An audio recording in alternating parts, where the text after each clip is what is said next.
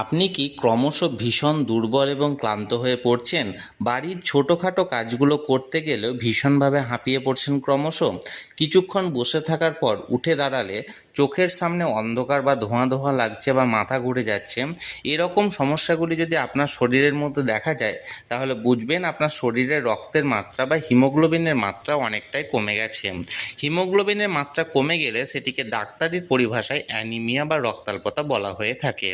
আজকের ভিডিওতে রক্তাল্পতার লক্ষণগুলো এবং তা ঘরোয়াভাবে খুব দ্রুত মাত্র 15 দিনের মধ্যে কোন কোন হোম রেমিডিজের মাধ্যমে আপনি সারিয়ে তুলে নিতে পারবেন সেই ব্যাপারে বিস্তারিত আলোচনা করব।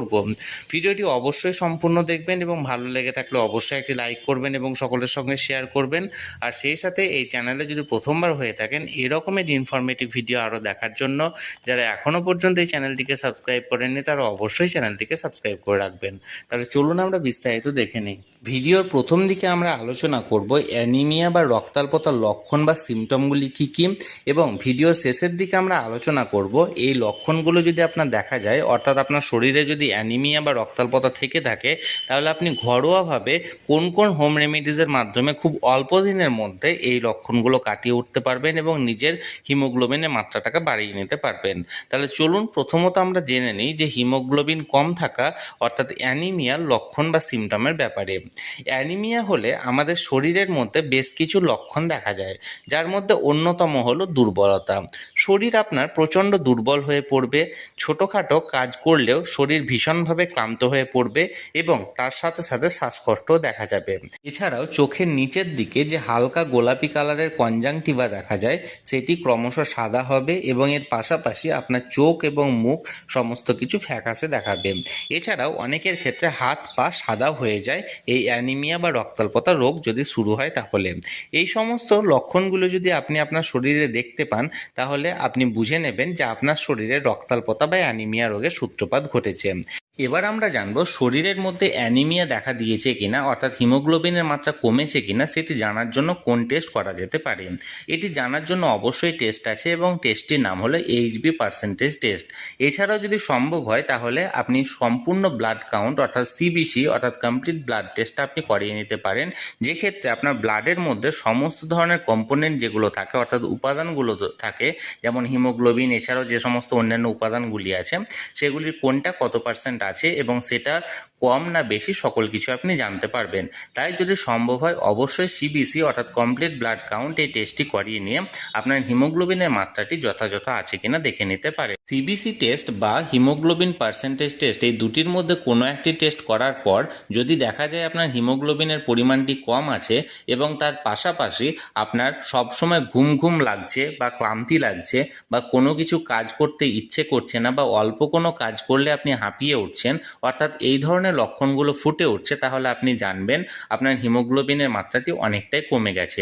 তাহলে এই মাত্রাটিকে আপনাকে বাড়ানোর জন্য আজকের ভিডিওতে আমি এবার 5টা হোম রেমিডিজের কথা উল্লেখ করব।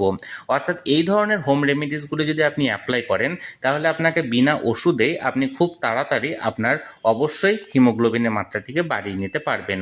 5টি হোম রেমিডিস কি কি চলুন এক নজরে দেখে নেওয়া যাক। প্রথম যে হোম রেমিডিস হলো সেটা হলো কিশমিশ। আপনি প্রতিদিন সন্ধেবেলাতে কিছু কিশমিশ জলে ভিজিয়ে রাখবেন এবং পরের দিন সকালে যখন ঘুম থেকে উঠবেন তখন দেখবেন এই কিশমিশগুলি জলটাকে সোক করে ফুলে গেছে এবং তখন সেগুলিকে দুধের সাথে মিশিয়ে পান করতে পারেন।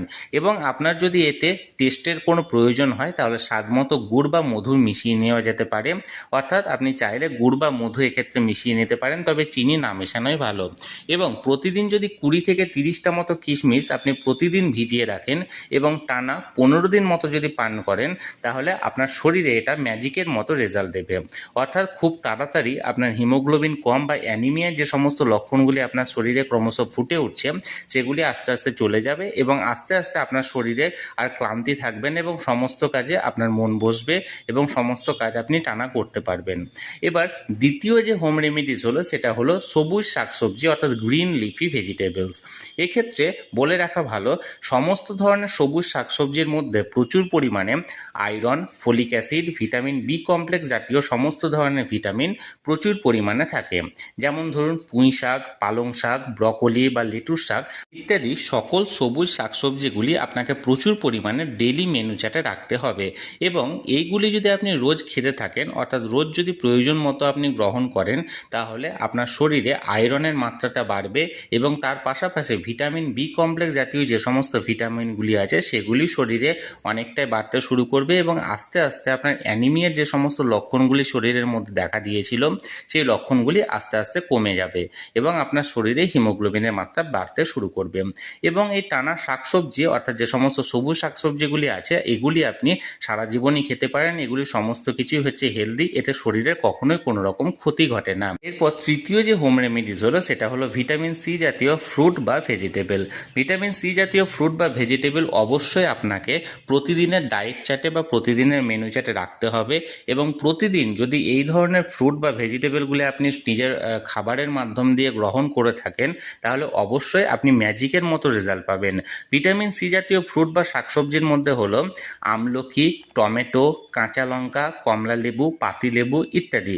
এগুলিকে অবশ্যই আপনি প্রতিদিনের মেনু চার্টে রাখুন এবং প্রতিদিন অন্ততপক্ষে একটি করে কমলা লেবু বা প্রতিদিন একটি করে মসাম্বি এই জাতীয় ফলগুলি গ্রহণ করুন এবং আপনি দেখবেন খুব তাড়াতাড়ি আপনার শরীরের মধ্যে এটি একটি রেজাল্ট ফেলতে শুরু করেছে এবং আপনার যে সমস্ত ক্লান্তি ভাবগুলি এতদিন চলে আসছিল অ্যানিমিয়ার ফলে, সেই অ্যানিমিয়ার ফলে ক্লান্তি ভাবগুলি আপনার খুব তাড়াতাড়ি আপনার শরীর থেকে চলে যাবে। চতুর্থ যে হোম রেমিডিজের কথাটি আলোচনা করব সেটি হলো কুলেখাড়া শাক।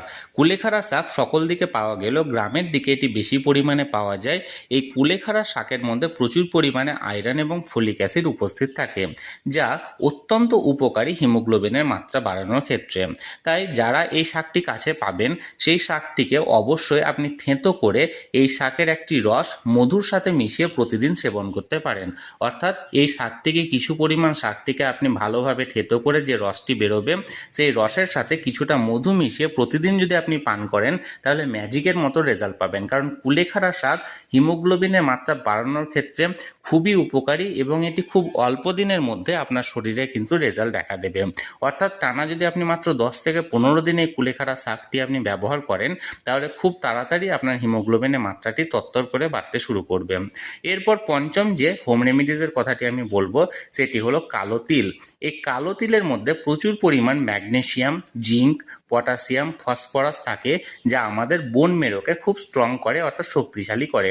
এই বোন মেরো আবার শরীরে রক্ত উৎপাদনে সাহায্য করে অর্থাৎ নতুনভাবে হিমোগ্লোবিনের মাত্রাটিকে বাড়ায়। তাই যদি আপনি প্রতিদিন নিয়ম মতো এবং পরিমাণ মতো কালো তিল গ্রহণ করেন খাবারের মাধ্যমে তাহলে এই কালো তিলের সাহায্যে আপনার বোন ম্যারো খুবই শক্তিশালী হবে এবং এই বোন ম্যারো যতটা শক্তিশালী হবে তত দ্রুত এতে রক্ত উৎপাদন অর্থাৎ হিমোগ্লোবিন উৎপাদনে সাহায্য করবে। অর্থাৎ প্রত্যক্ষ এবং পরোক্ষ উভয়ভাবে আপনার শরীরে হিমোগ্লোবিনের মাত্রা বৃদ্ধি পাবে কালো তিল সেবন করলে। তাহলে বন্ধুরা আপনি যদি এই 5টি খাবার প্রতিদিন নিয়ম মেনে এবং সঠিক পরিমাণে খেতে পারেন তবে আপনার অ্যানিমিয়া বা রক্তাল্পতার সমস্যাটি দ্রুত ঠিক হয়ে যাবে এবং আপনার শরীর আগের মতোই দ্রুত ফিট হয়ে উঠবে এবং আপনার যে সমস্ত লক্ষণগুলি রক্তাল্পতার কারণে দেখা দিচ্ছিল যেমন ধরুন ক্লান্তি ভাব বা এর সাথে সাথে মাথা ঘোরা বা কোনো কাজে মন না বসা বা খুব তাড়াতাড়ি হাঁপিয়ে যাওয়া, এই সমস্ত লক্ষণগুলি আস্তে আস্তে চলে যাবে এবং আপনার শরীরটাকে সতেজ রাখতে সাহায্য করবে। তাহলে বন্ধুরা রক্তাল্পতার সমস্যা ঠিক করার জন্য আমি আজকের এই ভিডিওর মাধ্যমে কিছু ঘরোয়া সমাধান বা হোম রেমেডিস দেওয়ার চেষ্টা করলাম।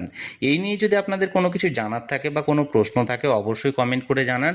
আমি চেষ্টা করব আপনাদের সকলের প্রশ্নের যথাযথ উত্তর দিতে। আর প্রয়োজনে বা এমার্জেন্সি সিচুয়েশানে অবশ্যই ডাক্তারের সাথে কনসাল্ট করুন। আর আজকের এই ভিডিওটি যদি ভালো লেগে থাকে অবশ্যই একটি লাইক করুন এবং সকলের সঙ্গে শেয়ার করুন। আর সেই সাথে এই চ্যানেলে যদি প্রথমবার হয়ে থাকেন এই রকমের ইনফরমেটিভ ভিডিও আরও দেখার জন্য যারা এখনও পর্যন্ত এই চ্যানেলটিকে সাবস্ক্রাইব করেননি তারা অবশ্যই চ্যানেলটিকে সাবস্ক্রাইব করে রাখুন। ধন্যবাদ, দেখা হচ্ছে পরের ভিডিওতে।